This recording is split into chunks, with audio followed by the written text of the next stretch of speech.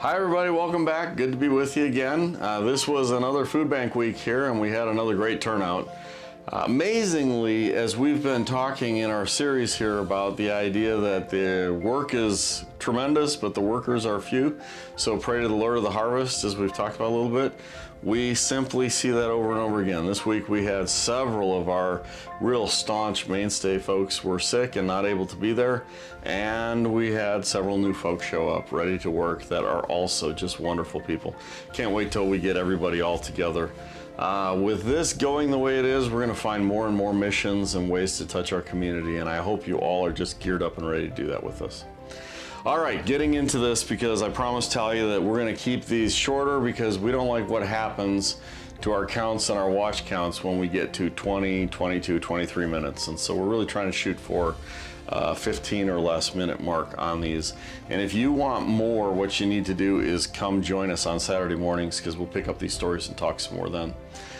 Maybe we'll find a way to record that stuff or live it or something. I don't know. That's down the road as we think about it.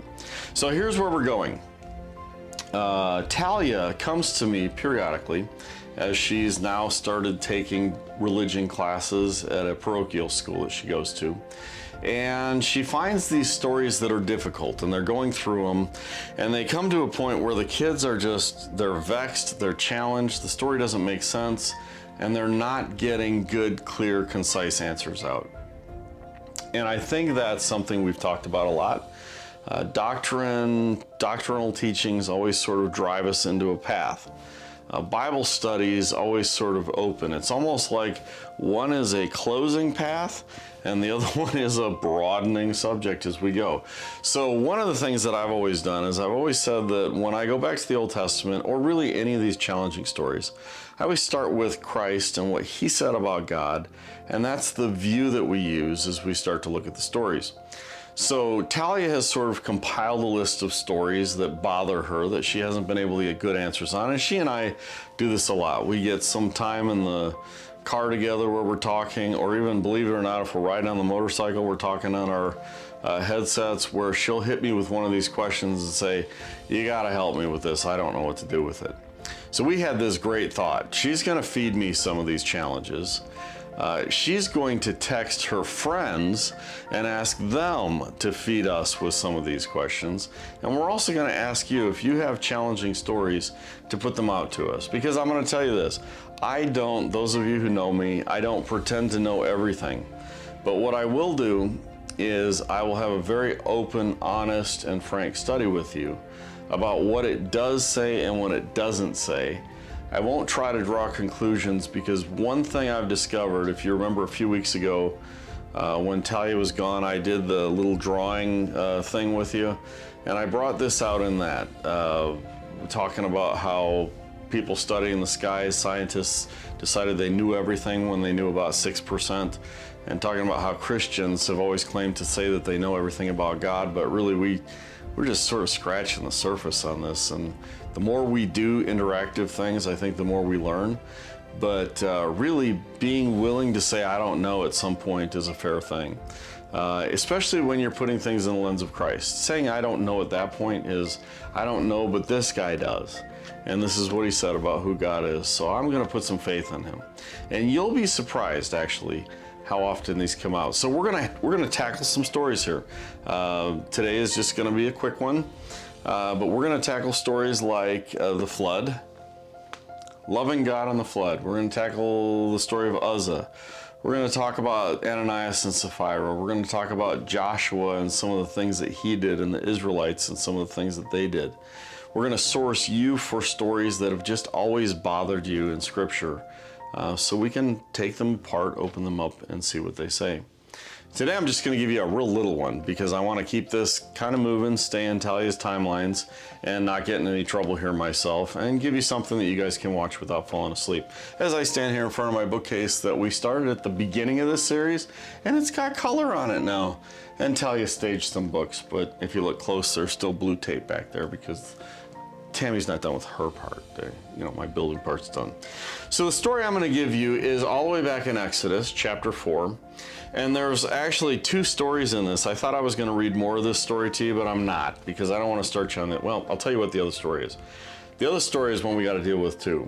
It's that story about Moses going down to see Pharaoh. And if you notice, every time he goes down to see Pharaoh, God says, ask Pharaoh to let my people go, and I'm going to harden his heart so he'll say no. And then I'm going to punish him because he said no. Now, if you're following me here, you might have a problem with this. So God is going to ask him to let him go. He's going to harden his heart so that he won't go. And then he's going to punish him for having the hard heart that God gave him. Anybody have a problem with that? Producer, raise your hand. Don't like that story? Yeah, producer doesn't like that story. Neither do I. That's the first piece in this one, because the story I want to read to you today is in Exodus 4, and God is sending Moses down to have this conversation with Pharaoh in which he's going to harden his heart, and on it goes. But I want to catch this little piece with you. I'm going to start in verse... I got to explain it. It's in verse 24. So what's happening is Moses is on his way down. He has just come out of conversation with God in the story, and he's now on his way to go see Pharaoh, and he stops at a place to spend the night. And here's what happens. Now it came about at the lodging place on the way that the Lord met him, meaning Moses, and sought to put him to death. Now today I'm reading in the New American Standard Bible. If you're reading a King James Bible, it would say that God sought to kill him. It was King James that might say, sought to killeth him. Anyway, that's a joke. So, if you're reading in a modern version, like today's English or one of those, it probably says he tried to kill him. And I'm one of those questioning people, and that's what we're going to do in these stories, is we're really going to go take a look at what was said in the original language as they put this together. I just realized I should have looked that up again, because I just admitted to tell you that I forgot the Hebrew word for this.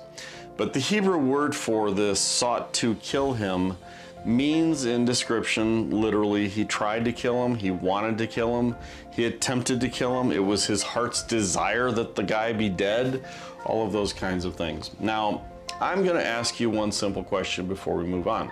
This story is going to give us an answer. You can't show me where this answer comes from prior to this story.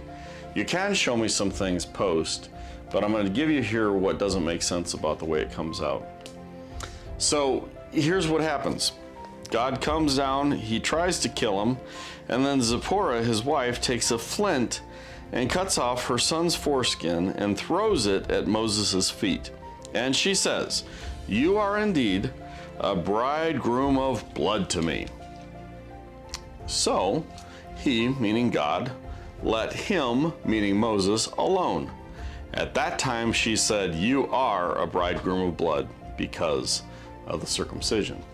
Now that's the explanation that we were given. And so we're told here that Moses, who's been talking to God at the burning bush almost every day through the sequence of this, going back and forth, carrying God's messages, having these great conversations about who Moses is and what he needs to do, and somehow in the course of all these conversations, God doesn't seem to tell him in the record to make sure his son is circumcised before he goes down to talk to Pharaoh, and yet he shows up to kill him because his son's not circumcised, according to Zipporah. That's the problem to her view. And now we always assume that because God doesn't kill him, she must be right. But again, I want you to remember, when we're reading these stories, this is a perspective story. We aren't told about the Bible that it is given to people. And I'm going to show you a lot of points in this book where you'll see that what we're dealing with here is someone's view of what God's position was. Doesn't mean it was God's position. It's what they thought God's position was. And quite literally in this story, if you're reading it with God talking to Moses, there's no anger, there's no discrepancy between them. Moses is doing what he asked him to do. He's not even arguing with him at this point about, don't make me the leader, I can't speak. We'll talk about that story too as we tackle it. He's simply going down to do the job, and God shows up, and Zipporah believes that God's there to kill him, or the angel of the Lord, depending on what translation you're reading. And so she hacks off his son's foreskin, puts it on Moses' feet, and says, "That's it, you're a bridegroom of blood to me." That's how we go from here. It's a tough story. And I can tell you that Zipporah's position is not supported in the little bit of Bible that precedes the story. It does come later where we talk about circumcision and the family of God, and we get kind of deep into that. I mean, it's not that it's not there before, but the idea that we're going to put you to death when you're doing the will of God is just not well supported in this as it's put together. And again, it throws the relationship that Moses has with God into question, because he was raised by Pharaoh.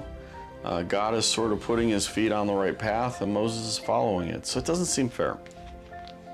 But did you ever consider the idea that perhaps this was Zipporah's position? Producer, let me ask you a question. You can nod or shake, okay? All right. We'll use the producer here to try to figure us out here. If God wanted me dead, if he came here and tried to kill me, would I be standing here alive? You sure? She says, yeah, you wouldn't be here alive. Yeah, I'm sure. Why? Well, the answer is simple, because he's God. If he wants you dead, I think that means you're dead, right? And so it's at least cause to think that something is missing in the way the story's told, right? Fair? So once we're on that point of having some question, I believe we probably should consider some of the alternatives. Maybe God had a message for Moses, and Zipporah, having not had all these encounters with him at the burning bush, is frightened by whatever she sees as the manifestation of God. She believes that something bad is happening, and in her background of paganism, if a God shows up, it's not good. And so she tries to do something to appease the God, and that's how the story works, and it's how it comes out. And we all sort of come out of this thing saying, yeah, God. How does the God that Christ talked about work in here, right? Making us at one with God, part of the family. It's such a departure from that. And so what I want you to do, and we're not going to go through all this stuff right now today, but I want you to think about that from a perspective. You may come up with a different thought or a different idea. It seems to me that what we're reading in the story is the perception as they had it.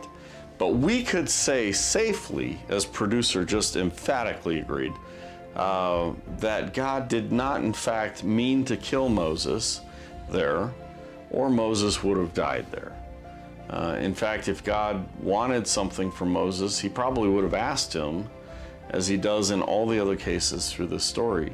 And perhaps that should give us a little bit of a caution as we read through these books, recognizing that there's a difference between what people see and believe are happening and what God actually intends. This is going to be such a cool study, because we all have those positions in our own lives where we're reacting to something with God. Other people may be watching us and making assumptions about what that means, because they're seeing our perception, our view, and our approach.